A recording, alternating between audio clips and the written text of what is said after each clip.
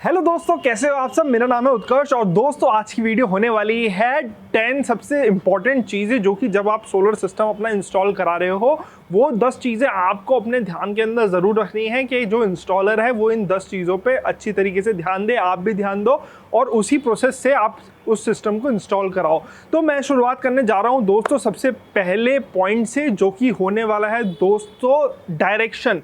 जब आप solar system को इंस्टॉल करते हो तो सबसे इंपॉर्टेंट चीज़ रहती है वो रहती है डायरेक्शन, कि आप किस डायरेक्शन में अपने सिस्टम को इंस्टॉल करा रहे हो। तो सबसे जो दोस्तों इसका जो डाउनवर्ड स्लोप होता है, यानी कि सोलर पैनल आपने देखा होगा इस तरीके से लगते हैं, एक होती है टॉप पोजीशन, एक होती है लोअर पोजीशन। तो जो लोअर पोजीशन होती है दोस्तों वो टूवर्ड्स साउथ रहनी चाहिए और उसके अंदर 15 डिग्री का टूवर्ड्स लेफ्ट और टूवर्ड्स राइट साउथ डायरेक्शन से एजिमथ एंगल चल सकता है। मतलब कि अगर सपोज कीजिए साउथ इस डायरेक्शन में है तो 15 डिग्री लेफ्ट हैंड साइड पे यानी कि इधर की साइड पे और 15 डिग्री इधर की साइड पे मैं स्लोप के अंदर सोलर पैनल इंस्टॉल कर सकता हूं। एंड दोस्तों डायरेक्शन के साथ ही साथ हमें ये भी ध्यान में रखना है कि कोई अगर मीन्स जहाँ पे हम सोलर सिस्टम इंस्टॉल कर रहे हैं, सोलर पैनल हम इंस्टॉल कर रहे हैं, तो कोई आपका स्ट्रक्चर जो कि यानी कि एक लिफ्ट रूम हो गया या आपका कोई मंटी हो गई, वो कोई शेडो तो क्रिएट नहीं करेगी उस सोलर सिस्टम पे। अगर शेडो क्रिएट करेगी तो उसका एनालिसिस भी आपका इंस्टॉलर आपको करके देगा, जिससे कि वो एक एप्रोप्रिएट गैप छोड़ पाए आपके सोलर पैनल्स और जो आपका शेडो क्रिएट करेगा उस वाले एरिया से, जिससे ईस्ट टू वेस्ट जब भी सन जाता है उसमें कोई भी शेडो एक भी पैनल पे ना पड़े। तो ये सबसे पहला पॉइंट है दोस्तों जो हमारे को अपने ध्यान में ज़रूर रखना है कि कोई भी इंस्टॉलर आ रहा है अगर वो कहता है नहीं जी नॉर्थ साइड की तरफ हम सोलर सिस्टम इंस्टॉल कर देंगे, उधर स्लोप रहेगा जिससे कि उनका प्रॉफिट ज़्यादा हो सके, तो ये चीज़ आपको अपने ध्यान में ज़रूर रखनी है। Moving two point number 2।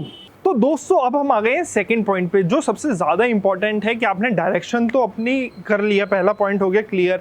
अब सेकंड पॉइंट पे जब हम आते हैं दोस्तों तो वो आता है स्ट्रक्चर, जहाँ पे हमारे को इसको इंस्टॉल करना है। तो स्ट्रक्चर भी दोस्तों बहुत तरीके के होते हैं, लेकिन सबसे अच्छा और ड्यूरेबल स्ट्रक्चर आपका रहता है दोस्तों सी चैनल स्ट्रक्चर। आप देख सकते हो ये एक सी चैनल स्ट्रक्चर है, बहुत ही मजबूत है।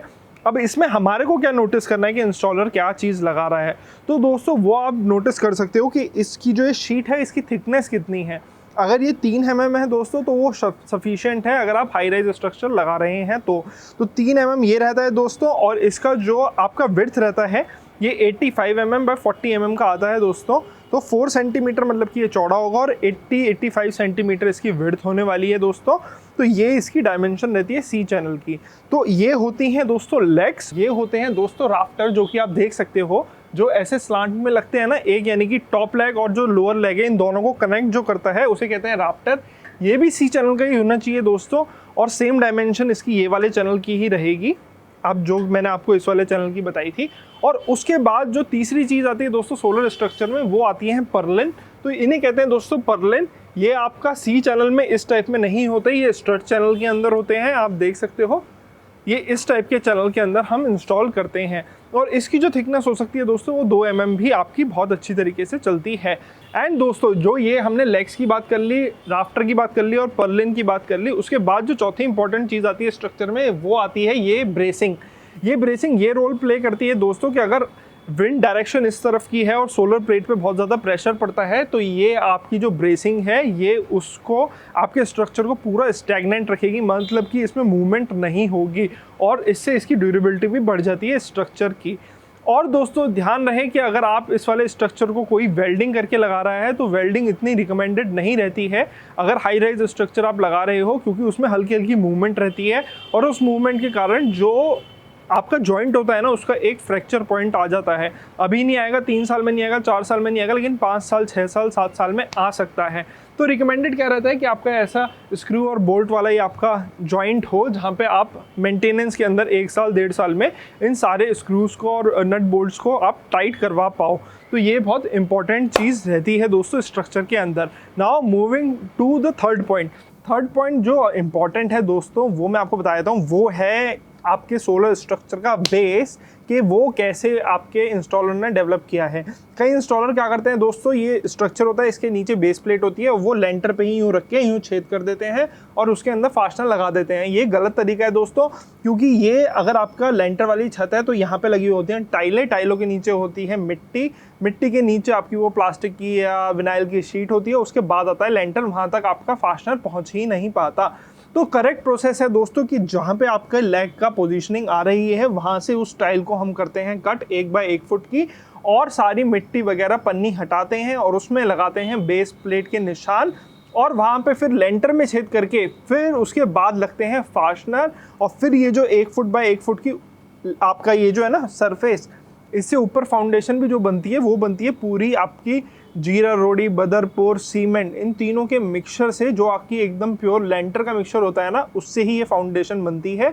लेंटर के जो हमने इस टाइल के नीचे भी गड्ढा करा वो भी उससे भरा जाता है, और ये ऊपर जो टॉप होता है ये भी उसी लेंटर वाले मिक्सचर से ही भरा जाता है कास्टिंग के अंदर। तो ये सबसे ज़्यादा इंपॉर्टेंट रखने वाली चीज़ होती है दोस्तों, क्योंकि ये ही एक फाउंडेशन है जो आपके पूरे सिस्टम को बरकरार रखेगी फॉर 25 ईयर्स।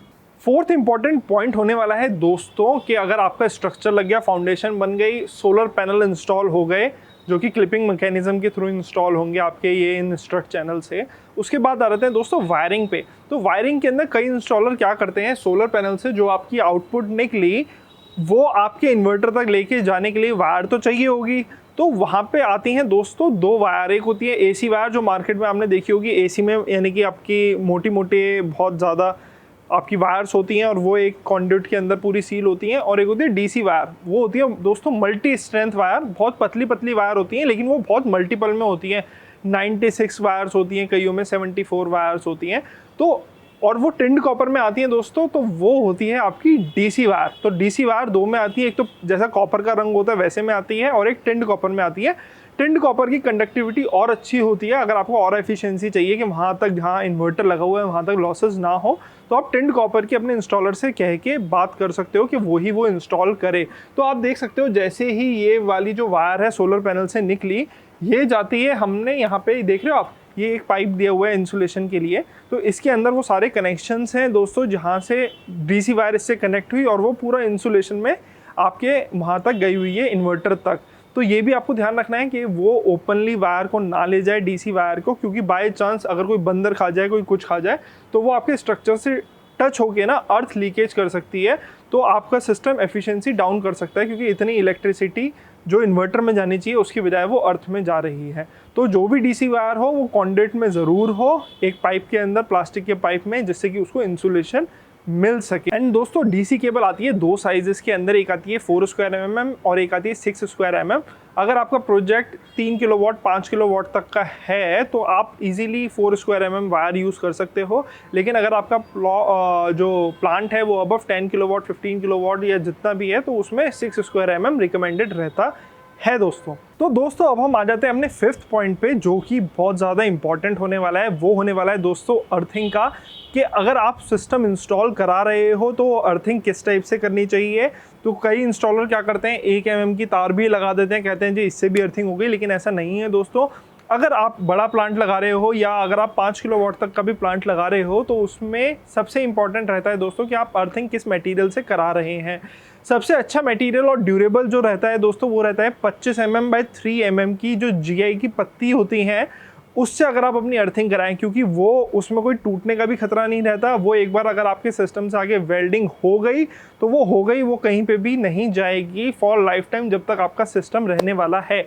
लेकिन अगर क्या होता है दोस्तों, कईयों के शाफ्ट नहीं होती और कईयों के वो पत्ती लग के निकलने की जगह नहीं होती, तो कई इंस्टॉलर ये भी रिकमेंड करते हैं कि आप कॉपर की वायर से भी अर्थिंग कर सकते हो। जैसे कि आप जानते हो कि एक नॉर्मल सिस्टम में हमारे को 3 अर्थिंग तो रिकमेंडेड होती ही हैं। जैसे कि अगर हम 3 या 5 किलोवाट का भी सिस्टम लेते हैं तो उसमें भी हम 3 अर्थिंग रिकमेंड करते हैं। एक अर्थिंग होती है दोस्तों एसी और डीसी सिस्टम के लिए, मतलब कि जहाँ पे आपकी एसी एसपीडी और डीसी एसपीडी लगेगी वहाँ के लिए एक अर्थिंग होती है दोस्तों। एक जो दूसरी अर्थिंग होती है वो होती है आपके पूरे स्ट्रक्चर के लिए। जैसे कि ये सोलर स्ट्रक्चर है आपका, तो इससे आप इसके अंदर करंट कहीं पे भी अगर आ रहा हो, कहीं से डीसी वोल्टेज लीकेज हो रही हो, तो स्ट्रक्चर की इसके लिए इंपॉर्टेंट होती है कि आप इसकी अर्थिंग करें, तो वो दूसरी अर्थिंग इसके लिए हो जाती है। और तीसरी अर्थिंग जो होती है दोस्तों वो होती है लाइटनिंग अरेस्टर के लिए, कि बाय चांस अगर बिजली आपके बिल्डिंग पे गिरती है तो वो आपके सिस्टम पे ना गिरे, वो लाइटनिंग अरेस्टर ले ले और उससे बाईपास होके वो अर्थ में चली जाए। तो इसके लिए 3 अर्थिंग तो बहुत ही ज़्यादा इंपॉर्टेंट रहती हैं दोस्तों। अब बात आ जाती है कि अगर आप कॉपर वायर से अर्थिंग कर रहे हो तो वो कितने स्क्वायर mm की होनी चाहिए। तो दोस्तों अगर आप AC और AC/DC और अगर आप स्ट्रक्चर की अर्थिंग कर रहे हो तो वो 6 स्क्वायर mm की कॉपर वायर रिकमेंडेड होती है कि इतनी तो लगानी है। और LA, अगर आप LA के लिए वायर देख रहे हो तो दोस्तों वो 16 स्क्वायर mm की रिकमेंडेड होती है। 16 स्क्वायर mm की वायर आपको डायरेक्टली लाइटनिंग अरेस्टर से नीचे अर्थिंग रॉड जो लगी हुई है वहाँ तक आपको कनेक्ट करनी पड़ेगी। ये थोड़ा एक्सपेंसिव तो पड़ता है, लेकिन अगर आप पे स्पेस की कमी है तो यही एक ऑप्शन है अर्थिंग के लिए। तो दोस्तों अब जो 6 पॉइंट है ये भी अर्थिंग से रिलेटेड ही है कि आपके दिमाग में क्वेश्चन आता होगा कि हमें कैसे पता चलेगा कि इंस्टॉलर प्रॉपर अर्थिंग कर रहा है, मतलब कि जितनी होनी चाहिए हमारे सिस्टम के लिए उतनी प्रॉपर हो रही है या नहीं हो रही।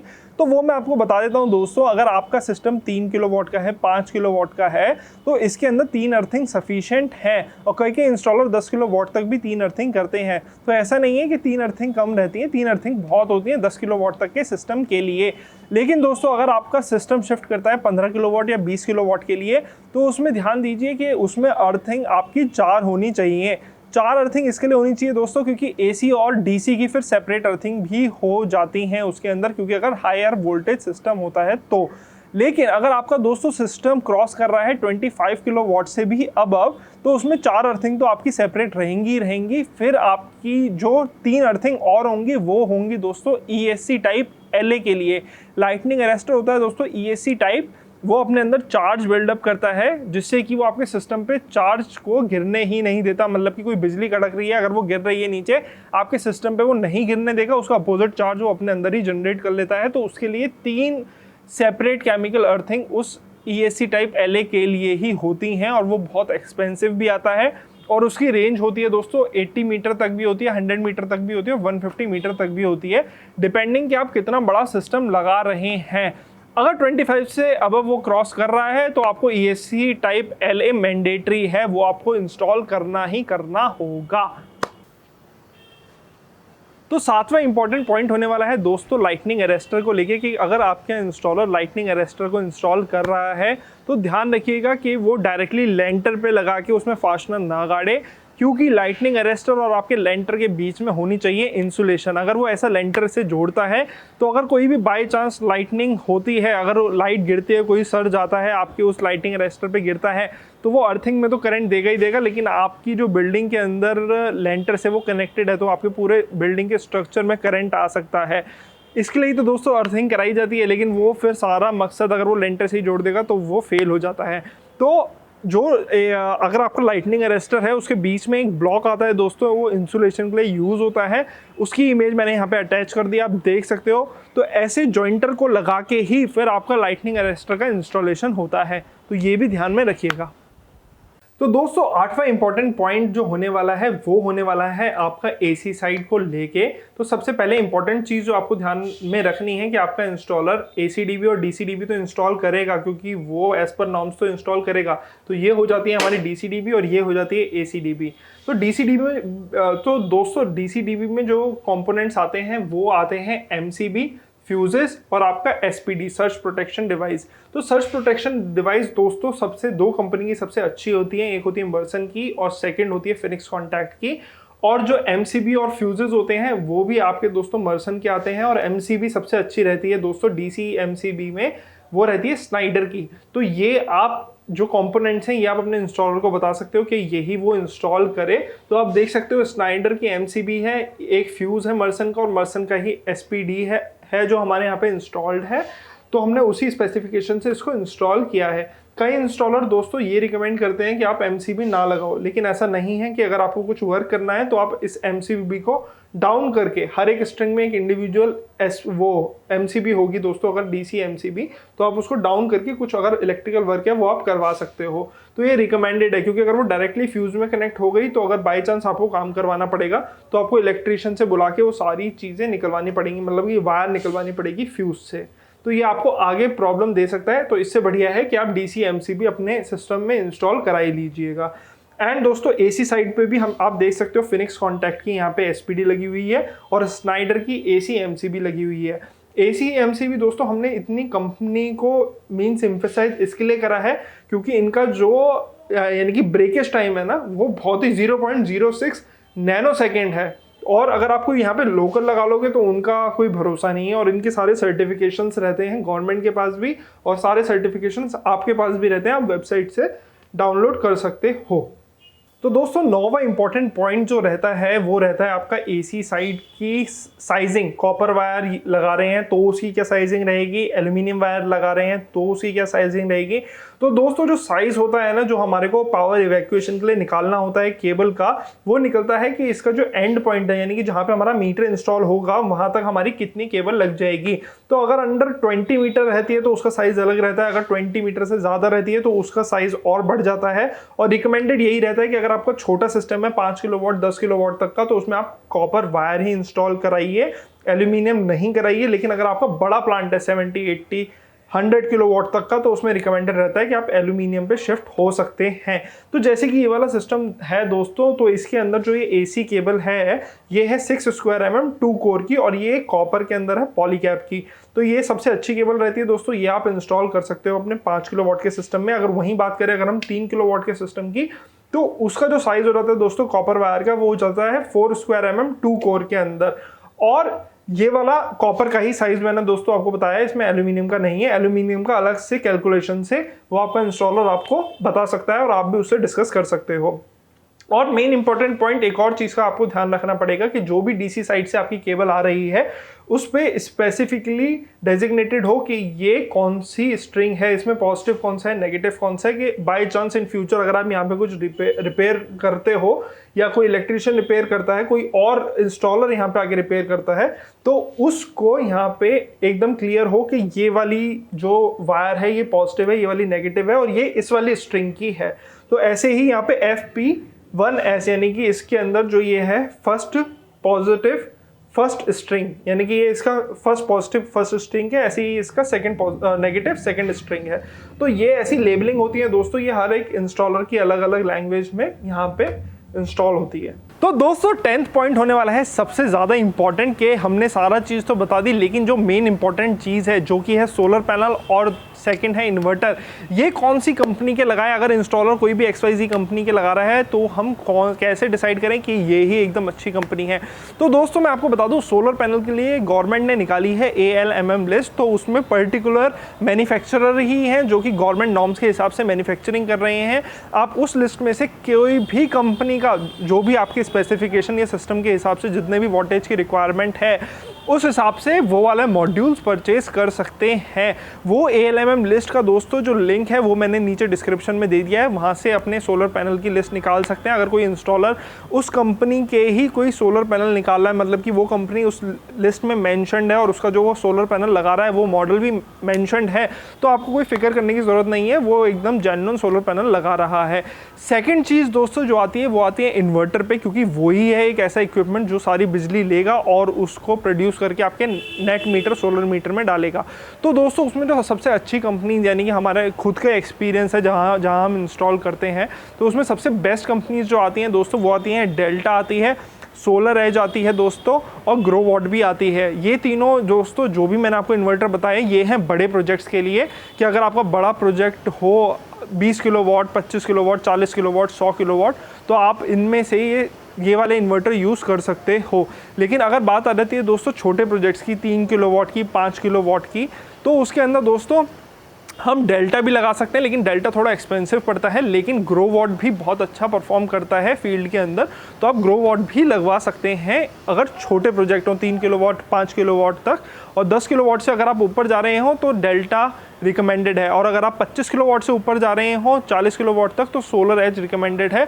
इसके बगैर आप कोई भी मतलब कि कोई और इन्वर्टर पे नहीं जाइए। ये हमारा खुद ट्रायल एंड टेस्टेड है और कोई भी इसमें प्रमोशन नहीं है दोस्तों, ये हमारा खुद ट्रायल टेस्टेड है, इसकी वजह से मैं आपको ये रिकमेंड कर रहा हूँ। तो ये थे दोस्तों आज के जो 10 इंपॉर्टेंट पॉइंट्स थे जो कि मेरे को आपको बताने थे, जिससे कि आप किसी गलत दिशा में ना भटको।